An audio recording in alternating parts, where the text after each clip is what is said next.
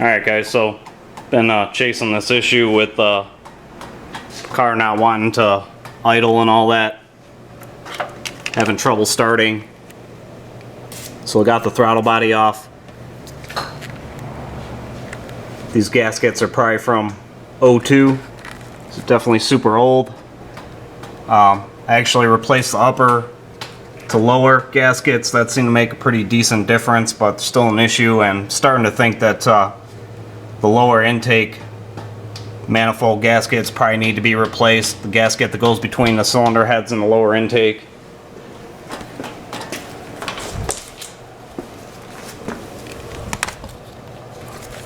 See how crusty the throttle body is. Trying to get the throttle body separated from the EGR spacer. And then this is the old gasket that came off. The upper to lower. I mean, it's super brittle. Just snap it in half. So definitely had to replace those. So we're gonna try putting new throttle body EGR gaskets on there. I'm kind of kicking myself. I probably should have tried tightening up the lower intake when I had the upper off, but we'll see how this goes. Like I said, probably gonna have to get into swapping those lower intake gaskets anyways. Alright, so the worst part of doing this job is trying to clean everything up. Got everything cleaned up best we could. Used wax and grease remover, alcohol, throttle body cleaner for the inside of that stuff. Throttle body's all cleaned up. I used pieces of 400 grit sandpaper.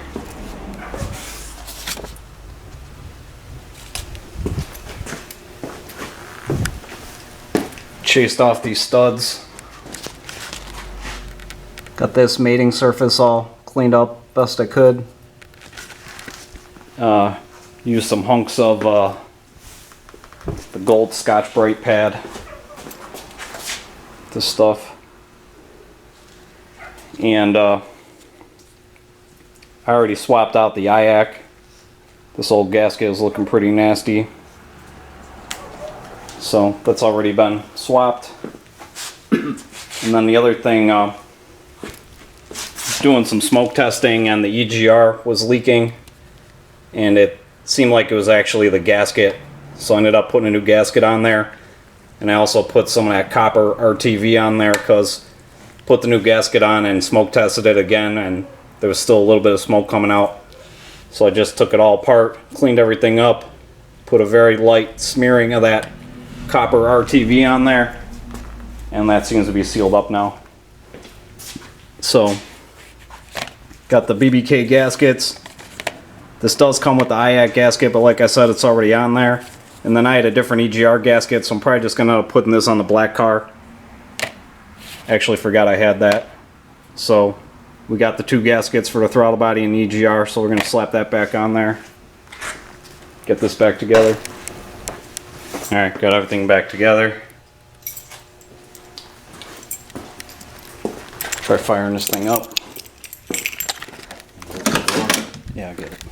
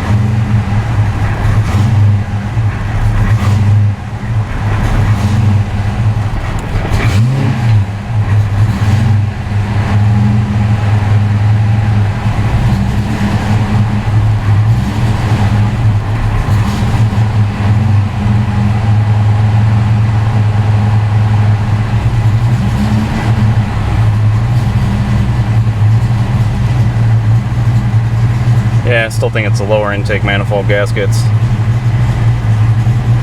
It's definitely a lot better than it was though.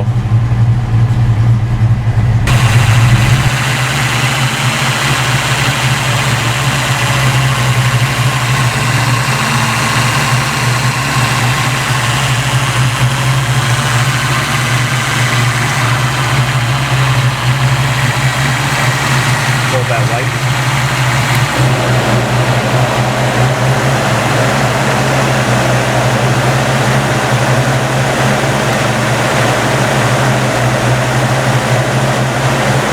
Got a little bit of coolant weeping from those lower intake manifolds. So, I'm going to be pulling the lower intake off here to fix this thing. Alright guys, so on the last video, I put the new gaskets on there for the throttle body and the EGR. And you know, like I said in that video, got new upper to lower intake gaskets, but I think the big problem here is the lower intake manifold gasket. So, got the new gasket. Actually used this one on the black car. Worked out pretty good. So, we're going to tear that intake apart. And then I bought another BBK throttle body gasket kit just to have it on hand. This one's pretty good because it comes with the IAC gasket, and if you get the Edelbrock kit, you don't, for whatever reason, you don't get an IAC gasket. You get the throttle body to EGR, the EGR to intake, and the EGR valve gasket, but you don't get an IAC. And then I just picked up some more trick flow gaskets. I got the BBK ones between the phenolic spacer, between the upper and lower intake. But I got this package of 4 just in case I need them. So I got them on hand.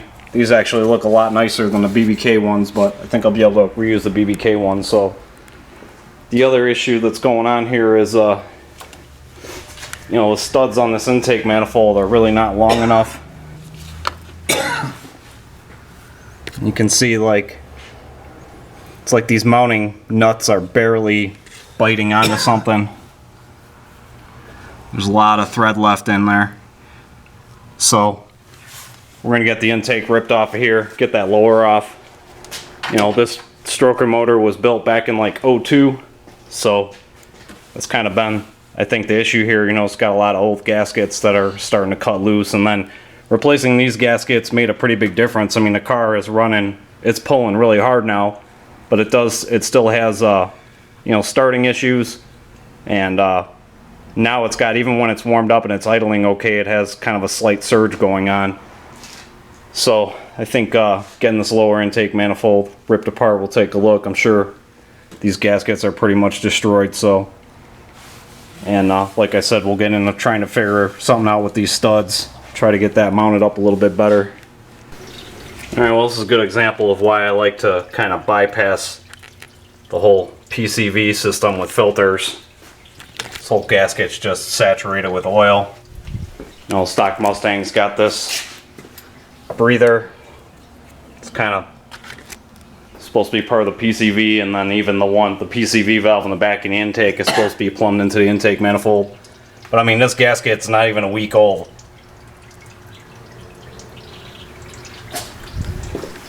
And then even on the intake, it's like some oily residue on there.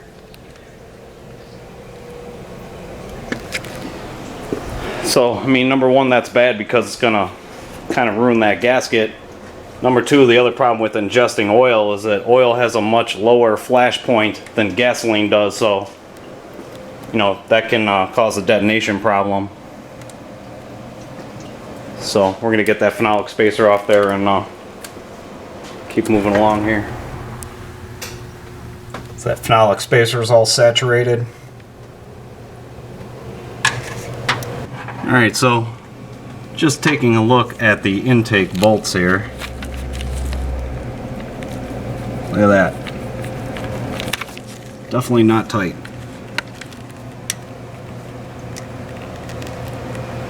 That's about a quarter turn. This one had about a half a turn. It's pretty solid. Try tightening that one, see how far off that finger loose one. This? Yeah. That thing is like not even touching the intake. 3/4 of a turn. Yeah.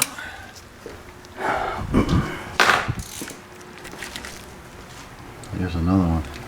About a half a turn.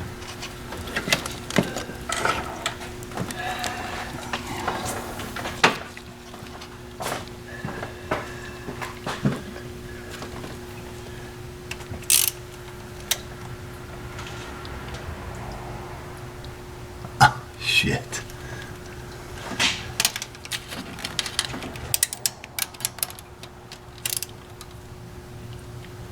That was pretty tight.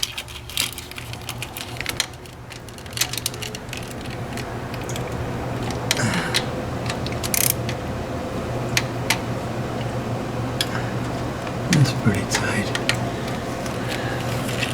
What is it? Isn't there supposed to be something here? Yeah, there's that holds down that heater tubing. Oh. Okay. So there's, you probably have to use a crow's foot on that, or you have to take that tube off to get to it. What Is is there this? one more in the back? Yeah, I can't see It's it. for the EGR spacer. No, that's fine. I mean, we've obviously come to the conclusion that they were Yeah. loose. Alright, got the lower intake off of there.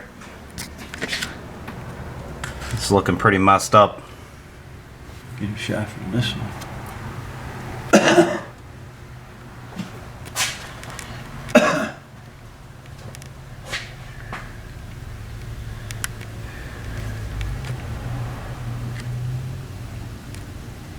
Look how distorted the gasket is.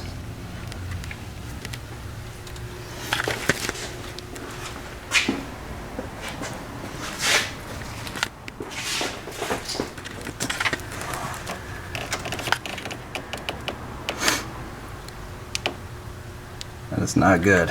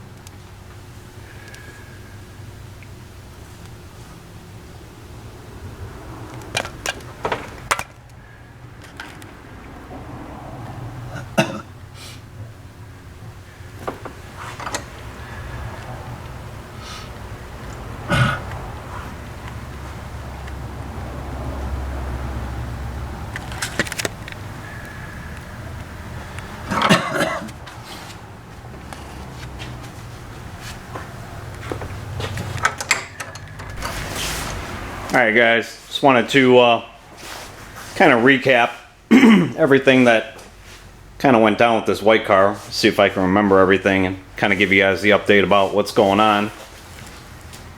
If you take a look right there, you know that I'm on suicide watch this week because swapping the heater core. How horrifying is that?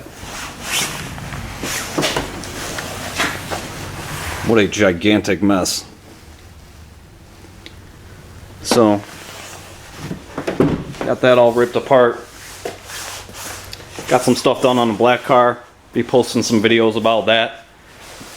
And that's going pretty well. That'll be going back to my dad's house pretty soon here. So anyways, that all ripped apart. Got the old one out. Got the new one. Just got to get some foam for this thing. Didn't come with any for whatever reason. Probably just my luck. So anyways, let's see if I can remember everything that went down with this thing. So I think the final verdict here is that there was quite a number of problems coming together. And obviously I think the biggest issue was these intake manifold gaskets. So, I mean, that obviously, man, like the number 5 intake port was, I don't know, like an eighth of it was blocked off by that gasket.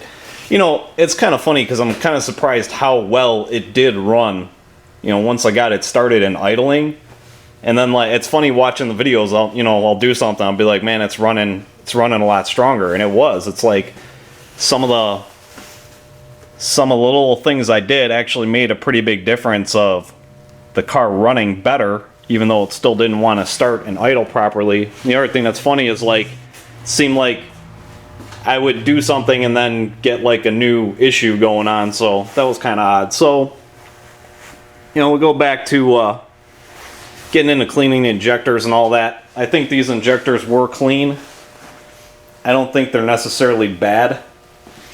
And I think a big part of my issue with like trying to read the plugs and really diagnose this correctly was just those lower intake gaskets were so messed up that you're not going to get a good reading on the plugs. So the other thing I find funny is I did have a vacuum gauge hooked up to this car, and it was actually pulling more vacuum than the black car was. So, I mean, I had kind of thought that it was lower intake manifold gaskets a couple times, but I don't know, you get to a point in the process where like you're thinking about so many things it's easy to forget something. And I don't know, I think after I checked this thing with the vacuum gauge, I thought, the lower intake's okay. Now I'm kind of kicking myself because I had the upper off so many times and it never dawned on me to check those bolts and see if they were loose or not. So I guess that's really a big shame on me point. And so yeah, you go back to, we did the injectors, we got the injectors cleaned out. I think basically what was happening is you had, the injectors were dirty, they needed to be cleaned. The computer was obviously having issues with the capacitors leaking out electrolyte, and once that starts happening, that goopy electrolyte coming out, you know, that capacitor loses its capacitance, so it's not going to function properly. So obviously, with EFI, if your computer's not working, you're going to have just endless issues. So we did the injector thing. I actually got into, man, one day I was just tearing everything apart, you know, getting into the BMAP and the mass air meter and just all these sensors, the EGR, the throttle position sensor, you know, all that stuff. Just messing around, swapping sensors off the black car and back and forth and just losing my mind. And this car actually had the extension, one of the 10-pin connectors had an extension on it. So I actually tore apart all the 10-pin connectors, and you know, you can kind of go through those pins and spread them out. So I did that. I didn't really get video of that, but I think I might have some pictures at the end of that. My buddy Aaron was helping me out. So, and it seemed like that harness, the 10-pin connector that had the harness, you know, we got the car started, my buddy Aaron was kind of bending the harness, and it seemed to be affecting the idle. So I eventually ended up just taking that extension off. You know, I did some research on that 10-pin connector recall thing, and it seems like the extension harnesses cause even more problems.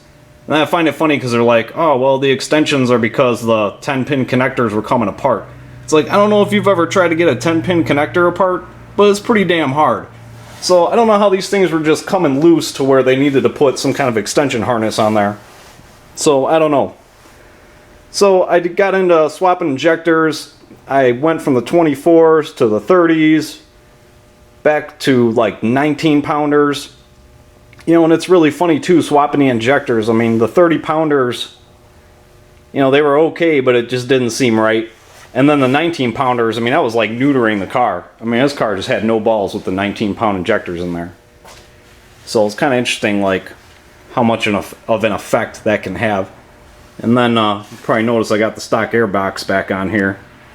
Got to the point where I thought maybe my mass air was getting screwed up by that, you know, I had that cold air elbow on there. So I ended up taking that off. So swapping injectors, doing all this injector cleaning, throttle body, playing around with the mass air meter, testing electronics. Then I got into swapping gaskets. I swapped out the IAC gasket. I found a leak on the EGR, which was kind of odd. This will just show you on the black car. You know, I did some pretty half-assed smoke testing, and on the white car, it's like the smoke was just kind of coming out around here, and I thought it was coming out of the diaphragm at first, and it seems like it was actually, I think it was actually leaking between the two openings in the EGR spacer. So I ended up putting a new gasket on there, and then that was still leaking when I smoke tested it with the new gasket, so I actually put copper RTV on there. That seemed to straighten that out. And that kind of got me on this quest of thinking like, yeah, you know, this motor is pretty old. You know, all these gaskets are pretty much shot. So I had actually bought a throttle body gasket kit because I was thinking about swapping the 70 mil onto the white car. So I ended up just using those gaskets, and we took the 60 off and you know, cleaned everything up as you saw earlier in this video. So I mean, that was weird because I also did the upper to lower. So I did the upper to lower first. That kind of made a difference. Like that's when it really started pulling harder. And I thought, you know, I think it's time to do the other gaskets. And then that's when I started kind of thinking about the lower intake gaskets as well. And I thought, well, I'm going to do the throttle body to EGR for now, just to see if that does anything before getting into this, ripping everything apart to do the lower intake. So we did those, the throttle body to EGR gaskets. And driving the car, I mean, it was pulling hard. Like, I couldn't believe how much changing those gaskets made a difference. I mean, it didn't seem like they were leaking, so that was really odd. But the car had like even more of a, you know, it still had the starting issue, and it seemed like it had even more of a pronounced like hunting idle. So that's when my dad and I were like, okay, we gotta just pull this thing apart and check out the lower intake here.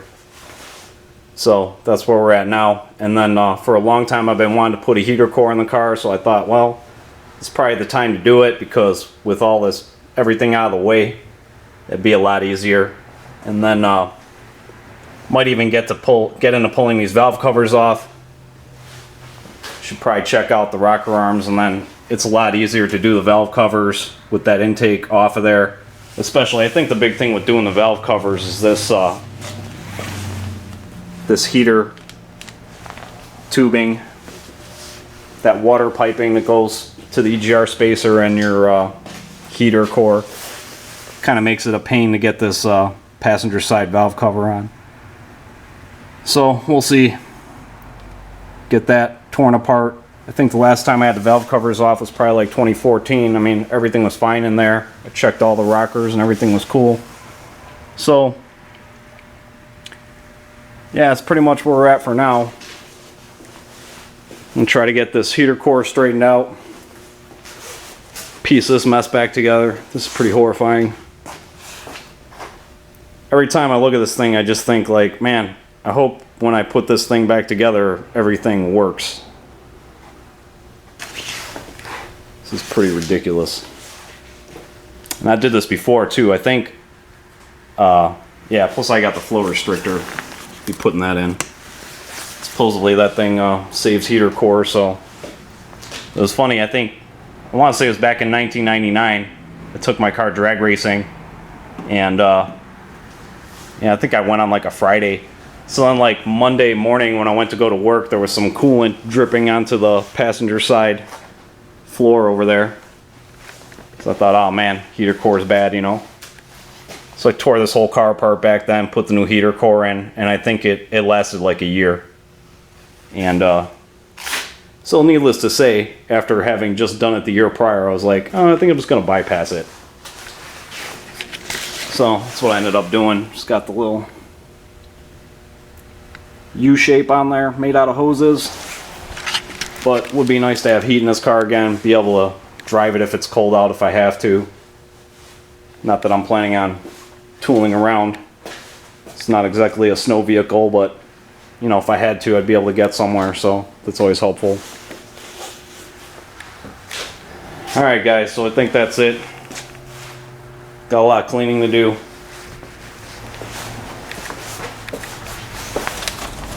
clean all this stuff up, get a piece back together. Hopefully everything in the interior works when that's done. And then this should definitely fix all the drivability and starting issues. I think the other thing with that too is, you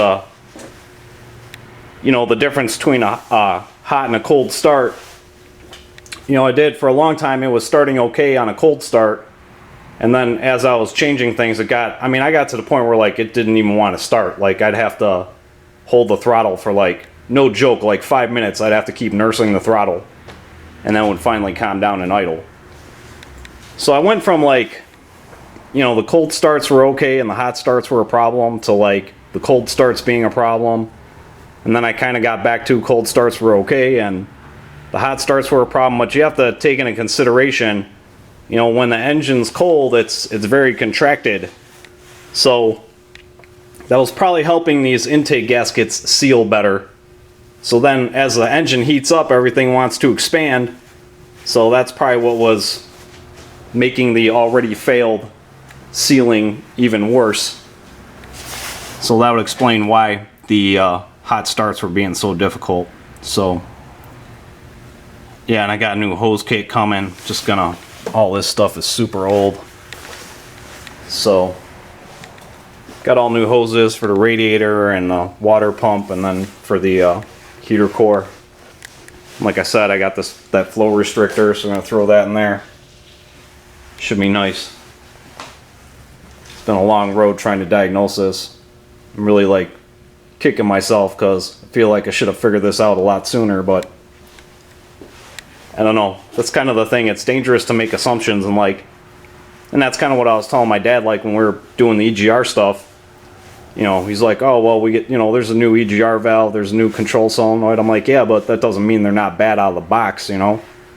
So you never know with some of this stuff, kind of like the TFI modules. Like you could buy a brand new one, brand new out of the box, and it fails. So I don't know. I think I got kind of sidetracked just thinking about a bunch of other stuff instead of really focusing on what the issue probably was, being these gaskets.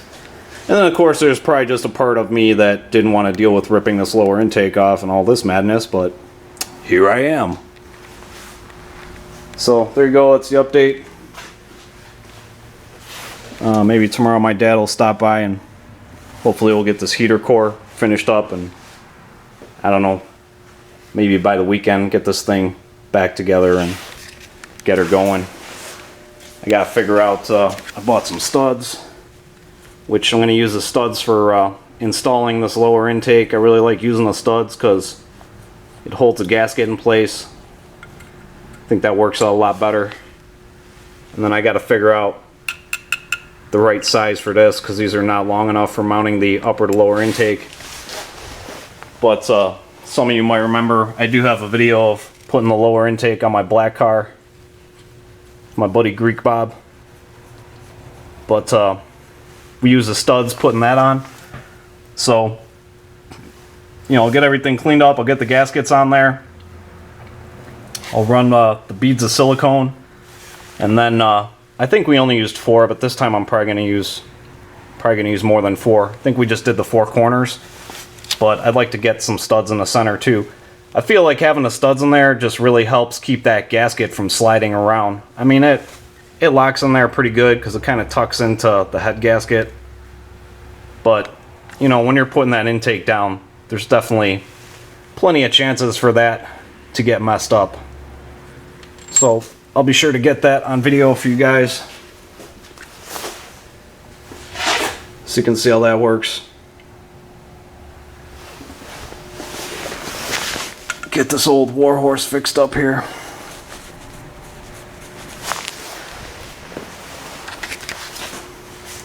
Alright guys, so there it is. As always, thanks for watching. Appreciate everybody's support, and I know some of you guys have been leaving comments because you've been having similar issues with your car or whatever. So, you know, hopefully this is helping those guys out. And, you know, for you guys watching, if you have any tips or suggestions, you know, always feel free to leave them. You know, like I said, in a lot of my videos, that's what I like about YouTube. You know, everyone can kind of share their experience and whatever tips and tricks they have. So it's definitely nice to have that community of people helping each other out. Goes a pretty long way. Alright guys, thanks again. I'll catch you in the next one.